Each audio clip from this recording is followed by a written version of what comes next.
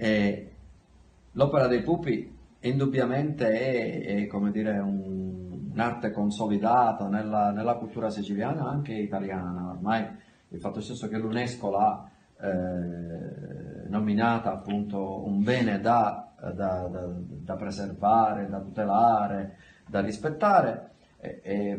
Il futuro a Partinico, secondo te, qual è? Perché Partinico ha offerto nel passato e può offrire anche oggi una, come dire, una buona immagine dell'opera dei pupi, perché c'è la famiglia Canino, c'è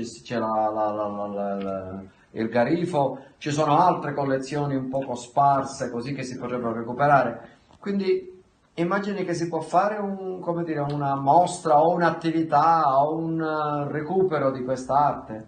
Io da parte mia penso che se l'istituzione ci dà una spinta a tutti questi che ci siamo, a parte me c'è anche ci sono i pupi del signor Noto che sono bellissimi, che Per tu sai, esempio. si potrebbe fare un grande museo e potrebbe andare avanti la cosa, potrebbe nascere una scuola per i ragazzi e quindi potrebbe andare avanti. Ma se l'istituzione non si interesserà a questa cosa, penso che non avrà futuro, resteranno appesi in qualche museo.